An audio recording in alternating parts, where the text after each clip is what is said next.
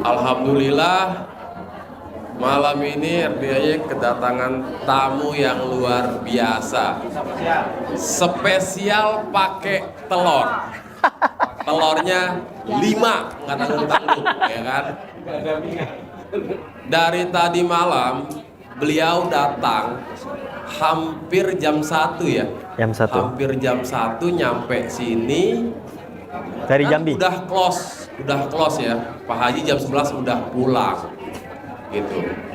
Tiba-tiba dia naik ke aula pencerahan dengan muka senyum, energi yang sangat positif. Biasanya kan saya rada males. Udah beres kok, mau ngapain lagi? Yang ada silakan tahajud. Tapi datang cerita, ngobrol, wah besok harus megang mic duluan. Dan alhamdulillah malam ini bahkan berapa jam tadi tuh Ibu? 2 jam. Full ya, 3 jam ya. Tepuk tangan dulu buat Kiai ganteng, ya kan? Jadi emang luar biasa ya. Datang ke sini bukan tentang hajat, bukan tentang anugerah. Yang saya tangkap nih, Om, kenapa datang ke RDAY? Berawal dari nonton video di Facebook, yang mana itu pun bukan Facebook officialnya RDAY, tapi dia langsung kepoin Instagramnya, TikToknya, YouTube-nya, langsung ditonton semua dan dicari tahulah tentang who is Mr. Dwi Susanto. Dan ternyata dia diskusi sama beberapa gurunya termasuk Ustadz Abdul Somad, Hadi Hidayat. Ustadz Hadi Hidayat, luar biasa. Ditelepon, ditanya. Yang ditanya pertama tentang mandi jam 00. Ya. Yang kedua tentang baca Quran 12 juz. Beliau yang selama ini merasa one day one juz, dengan bahasanya yang saya tangkap tadi malam, sudah membuat senang Allah. Tapi di RDAY ada bahasa bikin takjub Allah. Ya Pak? Ya tenang Pak. Selalu. Bapak pakai mau makan saya jadi. Pak Kiai bakal sampai subuh. Ya, aman. Sholat, maksudnya. Ya, yang mau ke toilet silakan. Jangan dipaksain, jangan ditahan-tahan. Oke. Intinya kita serap energi positif Pak Haji, Pak Kiai, tamu-tamu yang sudah testimoni tentang hajat terkabul, kita serap energinya, ya. Yang hobi ngeluh jangan diserap, karena ternularnya ngeluh pula, ya kan? Sifat 18 harus kita kendalikan, bukan dihilangkan, karena yang namanya sifat sampai mati gak akan hilang, melekat. Tapi yang bisa kita kendalikan, ibarat mobil sport, sifatnya dia ngebut, ya kan? Kalau kita nggak bisa kendalikan, selesai sudah. Oke, kita kasih Pak Kiai buat Bapak Ibu yang ingin bertanya, ya. Cek. Silakan bergantian ya. Siapa dulu yang mau tanya? Bapak tadi ya. Oke. Bapak itu dulu. Mana mic-nya Pak? Bu pinjam dulu sebentar. Pak agak maju sini Pak, biar gantengnya kelihatan. Masya Allah. Oke, singkat jelas padat ya Pak. Bu, boleh mundur ke belakang. Assalamualaikum warahmatullahi wabarakatuh. Waalaikumsalam warahmatullahi wabarakatuh. Nama saya Arifin dari Bekasi, Pak. Siapa Arifin? Lihat dari pengalaman Pak tadi, saya punya keinginan begini, Pak. Keluarga kami kan warisannya ada 7 anak, termasuk saya. Terus di antaranya itu, saya harus membeli rumah itu seharga 550 juta. Ya. Nah, singkat cerita, sampai hari ini saya tuh nggak gablek duit. Gimana caranya, Pak? Bahasa Betawinya begitu, tidak gablek Nggak duit. gabrek duit artinya nggak punya duit, alias kere. Oke, siap. Terus jalan keluarnya, solusinya bagaimana, Pak? Menurut pengalaman Bapak yang tadi Bapak jabarkan dari A sampai Z. Siap. Terima kasih, Pak. Sangat gampang itu, Pak. Wassalamualaikum. Waalaikumsalam warahmatullahi wabarakatuh. Yang pertama, Pak, yang namanya harta warisan itu hanya titipan. Jarang harta warisan itu menuju keberkahan. Sangat jarang sekali. Saran saya untuk Bapak dengan umur yang Bapak sekarang Kalau saya lihat beda 2 tahun dari saya cuman. Nggak, Bapak tuh semangatnya masih 17 kok. Pak, jangan berharap sesuatu yang hanya sekedar titipan. Lebih bagus kita berjuang dengan apa yang kita bisa daripada kita menerima apa yang orang titipkan. Itu tak akan pernah menerima nikmatan. Semakin Bapak berharap itu akan menjadi milik Bapak, Bapak semakin jauh dari Tuhan. Lebih bagus ikhlaskan, malah Bapak cari dengan cara yang lain. Beli yang lain, ya. Afwan. Soalnya kan ini dapat dari apa? Keluarga. Bukan dari orang tua. Ya. Jangan dijual ke orang lain. Biar anak yang Keluarga. membeli. Maksudnya untuk keluarga. Betul, saya mengamankan aset orang tua saya sendiri gitu Pak. Udah itu aja Pak, makasih. Kalau bisa diikhlaskan ke yang benar-benar punya dana di antara keluarga Bapak. Ya. Karena gini Pak. Amanah dari orang tua pun, ini pengalaman saya Pak ya. Belum tentu seharusnya 100% kita perjuangkan. Kalau kita tak mampu, kenapa Pak? Kita ini punya kapasitas, punya kualitas diri yang kita harus ngaca. Dengan Bapak memaksakan itu, nanti Bapak menghalalkan semua cara. Akhirnya hasilnya tidak baik. Akhirnya kenapa? Timbul nanti pakai bank. Bapak nggak punya 500 juta tadi, akhirnya pinjam uang bank. Sering Pak orang untuk menebus warisan akhirnya pakai ke bank. Akhirnya nambah hutang, aset hilang. Syaratnya Pak, saran saya coba Pak istiqoroh. Yang Bapak perjuangkan ini benar atau tidak? Nah, coba ngadunya sama Allah. Karena gini Pak, Bapak lebih tahu kronologisnya seperti apa. Tapi saya merasakan apa yang Bapak alamin. Karena ajaran guru saya tuh harus perasa. Saya ngomong tadi saya nggak pakai ilmu Pak. Saya ngomong pakai ilmu tuh cuma di pondok. Keluar semua tafsir. Kalau saya pakai ilmu tadi Bapak pulang semua keluar nanti. Karena yang dibahas mati aja nanti ujungnya. Nah, jadi intinya coba Bapak istiqoroh nih. Ngomong sama Allah. Benar nggak yang kita lakukan ini? Karena kita tuh yang kita kejar tuh dunia Pak. Benar nggak kira-kira amanah ini? Mohon maaf Pak, amanah dari orang tua, mohon maaf, kadang belum tentu baik untuk kita. Karena kapasitas Bapak nggak punya modal nih. Ya kan? Dari beberapa bersaudara, kalau ada yang mampu, kenapa tidak? Bapak tahu Pak, dengan kita mengikhlaskan sesuatu yang harusnya belum tidak bisa kita perjuangkan, Allah punya persiapan yang lain untuk itu semua. Coba dibawa istiqomah, coba ikhlaskan. Ya Allah, kalau memang ini rezeki Bapak, Pak, mohon maaf Pak ya. Kalau memang rumah itu rezeki Bapak dan keluarga Pak, tidak ada kekuatan manusia bisa ngalangin. Apapun itu. Nggak ada Pak, bisa Pak. Kalau Allah itu memang bilang itu milik kita, nggak ada yang bisa menghilau Pak. Siapapun dia. Tapi kalau itu bukan milik kita Pak, mohon maaf Pak, ikhlaskan. Terkadang, maaf nih Pak, saya sampaikan. Terkadang apa yang kita pikir baik buat kita belum tentu yang terbaik. Terkadang kita tidak pernah pikirkan tidak terbaik untuk kita, justru itu menjadi jalan keluar terbaik. Seperti kita berteman. Di saat kita susah, kadang teman baik kita sendiri belum tentu bisa nolong kita. Tiba-tiba kucul-kucul orang tak kenal dengan kita bisa menolong kita. Jangan pernah berpikir yang baik akan berhasil baik, yang buruk berhasil buruk. Allah punya kuasa. Sholat istiqoroh, minta kepada Allah. Itulah kesempatan. Ini nanti kita sholat tahajud berjamaah. Minta petunjuk dari Allah. Allah yang maha membolak-balikan perasaan manusia. Minta, ya Allah, ya Rabb, bila memang rumah ini kau takdirkan untukku, tolong ya Allah, tugasku ikhtiar. Kau berikan kepadaku. Semoga apa yang kurencanakan ini sesuai dengan rencanamu. Tapi bila tidak ya Allah, aku ridho dengan semua ketetapan. Rabbana atina min ladunka rahmatan wa hayyi lana min amrina rasyada. Ikhlas Pak. Untuk apa kita perjuangkan yang ujungnya hanya untuk buat kita kecewa?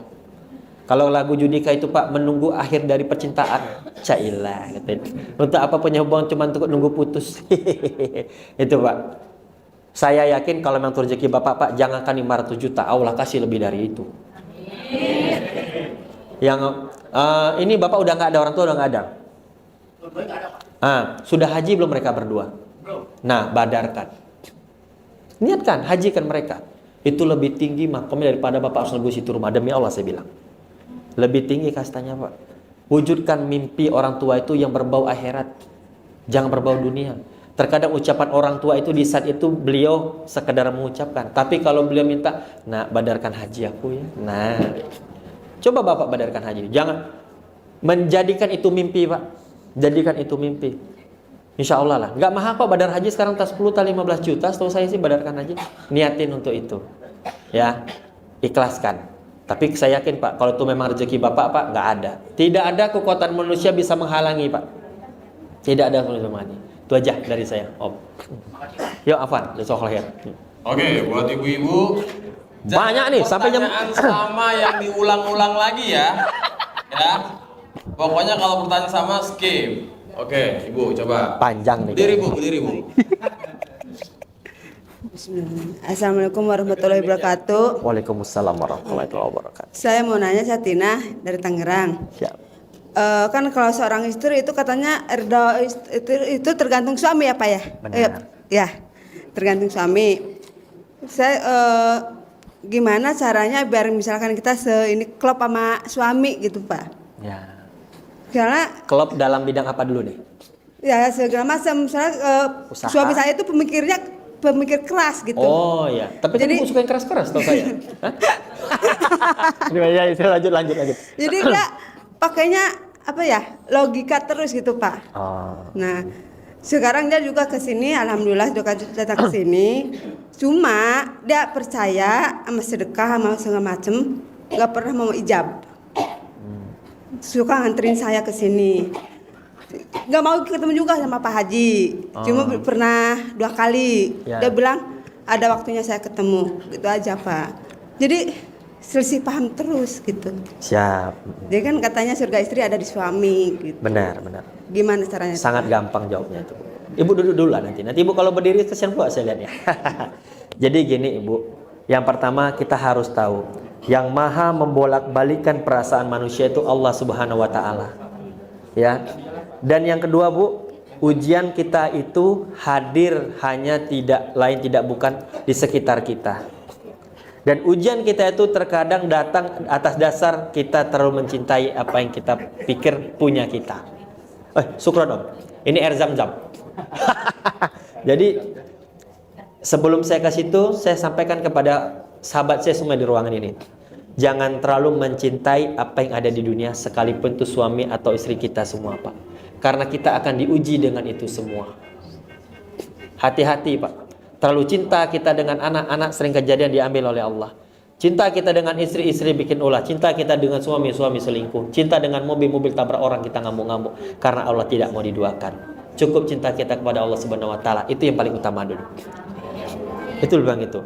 Nah, coba diangkat telepon, duit masuk dah tu. Tolong handphonenya di-silent aja dulu. Nah, jadi Ibu, yang pertama gini Bu.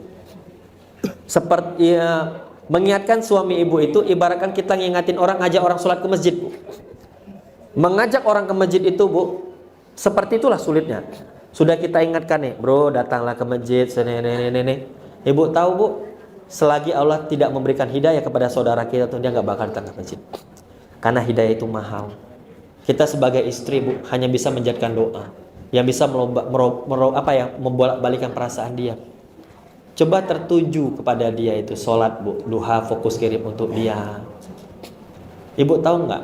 Untuk merubah akal seorang laki-laki yang keras itu harus kita tunjukkan dengan merubah diri kita.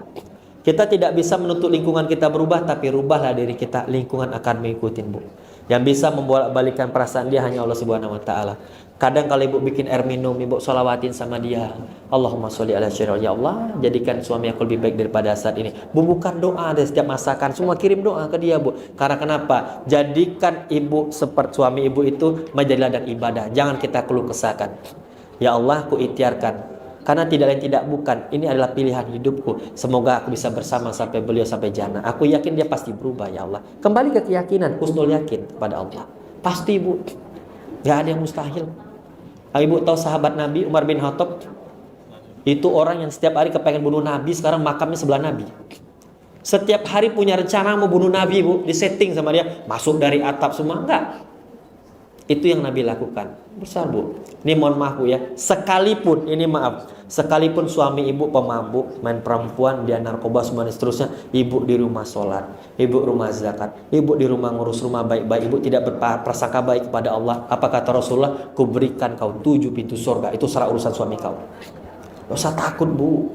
Dijamin Ibu masuk surga. Mudah-mudahan itu. Nah, yang kita laki-laki nggak gampang Pak.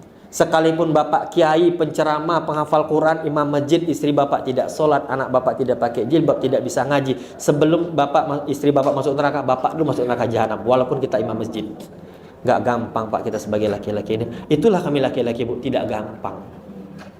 Tidak gampang Bu bilang itu. Kami harus menjadikan, karena tanggung jawab di saat kita mengikrarkan ijab kabul kepada istri itu semuanya harus kita tanggung kita kami sebagai laki-laki, Bu. Nah, dan kita sebagai laki-laki pun Pak, jangan sombong, jangan angkuh, jangan keras hati. Istri tak salah apa-apa. Bapak tahu nggak, kita laki-laki ini untuk kita laki, mumpung saya ingat Pak.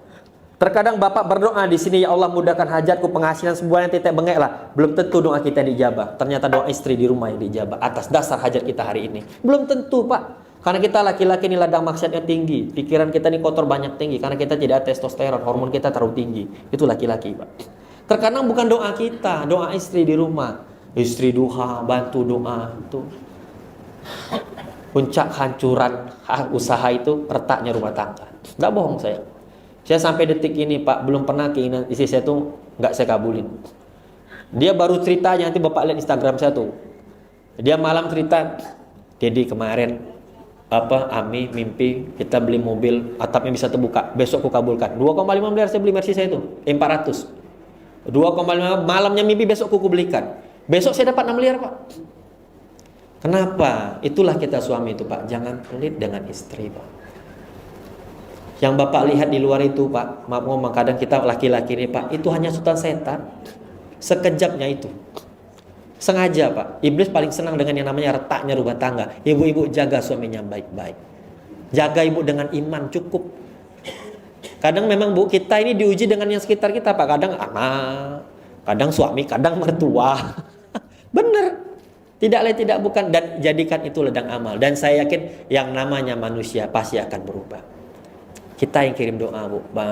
Masa istri saya tuh Bu, kalau dia itu Bu, disolawatin ya saya nih Bu. Kalau mau minum apa ya? Iya. Suka diselawatin, Iya, pasti. Yasin apa gitu. Heeh. Dia suka bilang apa yang aku doain ke saya. Saya tahu kok dia kayak gitu Iya. Pak. Jadi kayak kalau misalnya saya bawa apa dia bisa. Jangan menyerah. Gaspol terus. Ya. Bu, nanti Ibu pernah nggak Ibu tidur gosok kepala dia? Kirim doa terus. Jangan bosan-bosan Bu. Iya, itu dia sering Pak. Kadang-kadang misalkan ambil itu yang kata Pak Haji. Kalau lagi tidur apa kamu untuk tidur saya ya.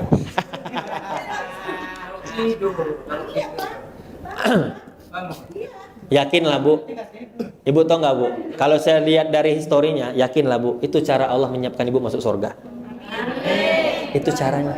Selalu doain Bu. Kata Pak Haji pasti kok masuk surga. Nanti kita jumpa di surga blok 6. Di parit 7 nanti ada Lamborghini sebelah kiri itu kita.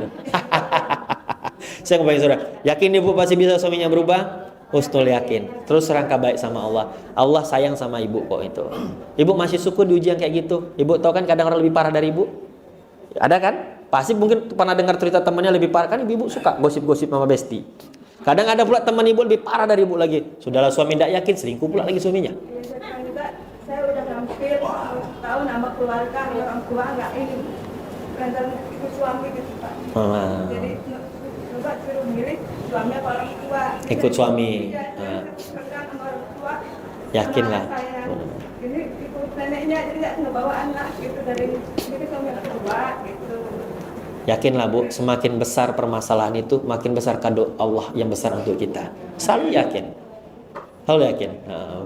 Pasti berubah kok suami Ibu. Yakin Bu, kami di ruangan ini Bu mendengar kok semua keluh kesah Ibu, kami di ruangan mendoakan suami Ibu pasti berubah. Yakinlah Bu. Bu, lebih bagus dia berubah perlahan tapi pasti daripada kita paksa berubah besok kembali lagi. Iya kan, istiqomah butuh waktu perlahan-pelan, ibaratkan naik tangga sampai juga kita ke puncak. Nanti yakinlah Bu, Ibu akan kaget tiba-tiba suami itu sayang, baik sama kita. Doa kita diijabah. Allah bukan tidak menjabah sekarang itu. Ingat, cara Allah mengabulkan doa ada 3. Ada 3. Yang pertama di saat kita minta langsung Allah kabulkan. Plek. Biasanya hajatnya ringan-ringan. Hilang duit 100 ribu, 200 ribu, minta ganti sama Allah. Hajatnya ringan-ringan. Yang kedua, Allah tunda. Allah tunda. Kenapa? Di saat waktu yang tepat. Pantas gak kita menerima? Contoh, teman saya main ke rumah saya Pak. Yang rumah saya di Jakarta di BSD. Ada mobil Ferrari. Masuk dari situ Bro, pengen pula aku punya mobil kayak kau nih bro. Nah, kau pantaskan dulu diri kau. Takutnya nanti kau beli mobil kayak aku yang nongkrongnya di klub malam, ke diskotik, bawa perempuan nakal. Makanya Allah udah kasih kau belum berubah. Pantaskan diri. Pantas gak kita kira-kira? Macam mana sholat kita nih? Bukan Allah tak mau kasih kau mobil mewah, nanti Allah kasih kau nakal, kecelakaan, nabrak orang, mati anak orang, kau tabrak, mobil ini kencang. Bukan Allah tak mau kasih, kau belum pantas. Bapak-bapak pengen punya Pajero baru, mungkin Allah bukan nggak mau kasih. Takut nanti kau nongkrong banyak warung kopi daripada ke masjid. Mungkin kau nongkrong tempat maksiat. Allah pengen kita pantaskan diri dulu.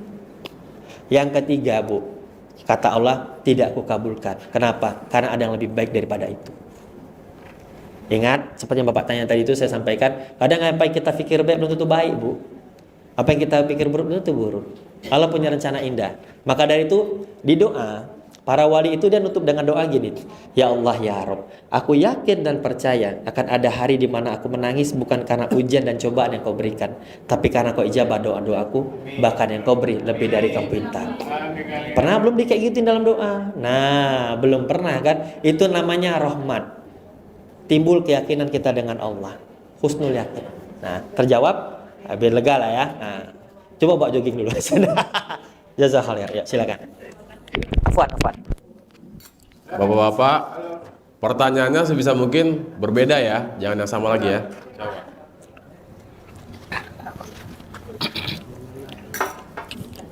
Bismillahirrahmanirrahim. Assalamualaikum warahmatullahi wabarakatuh. Waalaikumsalam warahmatullahi wabarakatuh. Perkenalkan, nama saya Lahase dari Makassar. Jauh Pak.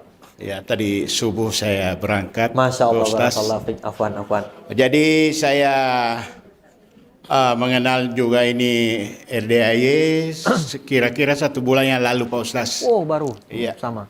Setelah saya kenal, tahu saya lakukan apa perintahnya. Jadi mandi jam 00, lanjut tahajud, ngaji. Kemudian saya tidak mau dilomba juga ke masjid sejak saya kenal namanya RDAY. Masya Allah. Alhamdulillah, itu keajaiban yang terjadi sama saya, Pak Ustaz. Padahal umur saya sekarang kan 26 tahun, Pak Ustaz. Masya Allah. Iya, saya pensiunan guru. Masya Allah. Iya. Ya, 26 tahun. Jadi ada sekitar 50 tahun saya tidak pernah laksanakan namanya tahajud, Pak Ustaz. Terus terang. Ya. Benar, Tetapi alhamdulillah keajaiban dari RDAY setelah saya lakukan namanya mandi jam 00, semua langkah saya ke masjid ringan, melaksanakan ibadah-ibadah ini ringan semua, Pak Ustaz. Ya. Belum. Pertanyaannya, kalau mau pertanyaannya, jadi saya terus terang anugerah sama saya itu luar biasa. Rumah saya mau dilelang, kemudian mobil saya kebetulan waktu 2012 saya usaha rental, lumayan. Ya, semuanya dipinjam orang dan lalu dijual, Pak Ustaz. Hilang. Ya. Kemudian anak saya yang laki-laki, ya setiap keluar ambil di luar. Bayarnya tentu orang tua. Iya. Pertanyaannya itu, Pak Ustaz, kenapa sejak saya istilahnya bagaikan orang Bugis mengatakan kalau sudah bertumbuh pucuk, ya layu kembali. Ya. Ya, selalu layu kembali. Pernah saya ikuti seminar tentang masalah apa namanya? Riba. Ini apa dibilang itu Pak Ustaz, bahwa bapak kurang sedekah. Ya, bapak kurang sedekah. Betul itu Pak Ustaz. Sedekah subuh kurang karena jarang ke masjid. Iya. Nah, insyaallah apa namanya? Hajat saya Pak Ustaz, mulai saya ke sini yaitu ya saya mau jadi orang kaya kembali, Pak Ustaz. Iya. Saya bersama dengan istri saya di belakang. Saya berdua dari Makassar. Ya. Alhamdulillah istri saya masih abdi masyarakat, abdi negara. Ya, guru SMA Negeri 6 Makassar. Masya Allah. Iya. Lagi 2 tahun dia juga pahlawan tanpa tanda jasa. anak muda. Terima kasih banyak Pak Ustaz. Afwan. Assalamualaikum warahmatullahi wabarakatuh. Saya nangkep, Bu. Jadi yang udah haji kita, Pak? Belum haji? Sudah haji? Sudah naik haji? Alhamdulillah sudah berulang-ulang berangkat umroh. Umroh, tapi haji sudah belum? Nah itu dia, ngapain nak 10 kali umroh haji belum pernah? Belajarlah nak daftar haji. Jadi gini Pak, yang saya tangkap dari Bapak tadi, kok intinya setelah Bapak istiqomah hijrah, kok malah timbul hutang, masalah gini Pak. Yang pertama, bersyukur Allah memberikan kita kesempatan bertobat, hanya harta yang diambil. Ada orang Pak setelah hijrah, dikasihnya stroke Pak. Banyak kan? Nah, bersyukur. Kenapa harta yang kita diambil sama Allah itu Pak, mohon maaf, ada harta orang lain. Jangan salah Bu Ibu, uangnya dari rekening Ibu sekarang itu bukan uang kita semua. Bukan uang kita semua. Makanya saya bilang sama istri saya, kalau kau pusing dengan uang itu kau habisin aja besok. Kasih semua orang, serahkan aku kasih siapa. Tidak mesti harus anak yatim kok. Jangan bukan harta kita Pak. Ya, dengan itu bersyukur Pak, masih dikasih kesempatan. Bapak kalau cek medikal, kalau saya lihat dari fisik, Bapak ini sehat. Sehat Pak, insya Allah sehat Pak. Itulah Pak, ingat tadi waktu saya sampaikan, rezeki yang paling rendah itu harta. Yang kita kumpulkan tadi, yang saya tanya sama Bapak, setelah Bapak istiqomah, lebih tenang nggak? Lebih happy, lebih bahagia, lebih refresh otak Bapak? Hanya begini Pak Ustaz. Saya sebenarnya terus terang pendengaran saya kurang. Oh ya. Habis stroke, ada Ustaz sampaikan sama saya bahwa silakan terapi air wudhu. Ini kan dari sini Pak Ustaz. Ya. Ya, alhamdulillah. Dokter mengatakan 6 bulan baru bisa kembali kalau kembali kok. Tapi Ustaz mengatakan yang penting terapi air wudhu. Ya. Insyaallah kembali 1 bulan Pak Ustaz. Teman saya Pak sakit Pak, saya suruh mandi jam 3 subuh setiap hari Pak, sembuh Pak. Dia ada rematik. Ya, umurnya 45 tahun, sembuh Pak. Pokoknya mandi benar kata Pak Haji itu, dan saya sudah mengkaji juga. Saya tanya langsung sama guru saya Pak. Nggak mungkin salah. Ada kajian fikihnya itu Pak. Mandi 00 sampai jam 4 itu sehat, insya Allah sehat. Tapi kalau bisa jangan lewat dari jam 4. Jangan lewat dari jam 4. Kalau saya biasa mandi jam 3 subuh. Nah, jadi Pak, memang di saat kita, mungkin pernah banyak kisah-kisah orang, dia setelah dia istiqomah, hartanya itu cara Allah mempersiapkan kita mati dengan cara yang baik Pak. Hisab kita dikurangi dengan seperti itu. Untuk menebus dosa kadang dua pilihan Pak, diambil kenikmatan atau harta yang diambil. Bersyukur kalau masih harta yang diambil. Bisa dicari bos, bisa dicari, syukurin itu. Nah kita jangan dulu sampaikan sama Allah, terima kasih ya Rabb, kau masih kasih aku kesempatan untuk aku tobat. Silakan kau ambil hartaku, silakan kau ambil apapun itu, tapi jangan iman kau ambil. Lihat video orang Hamas itu Pak, Palestina itu Pak, Bapak tonton videonya berkali-kali. Apa kata mereka? Ya Allah ya Rabb, silakan kau ambil anakku, kau ambil hartaku, kau ambil ibu, kau ambil istriku, tapi yang kau ambil iman dalam diriku. Itu yang harus kita tegaskan dalam diri. Bersyukur Pak, masih dikasih kesempatan Pak. Umur Bapak kan 26, ya kan? Beda setahun lagi dari umur Nabi. Bersyukur masih ada waktu Pak.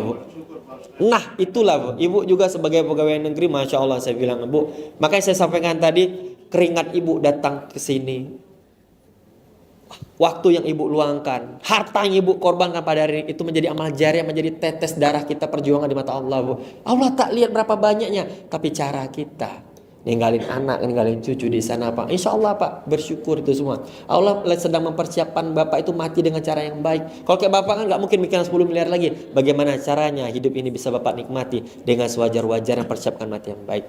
Bersyukur Pak. Yakinlah saya bilang Pak. Siapkan itu semua. Ya, itu ya Pak. Ya. Afwan. Siap.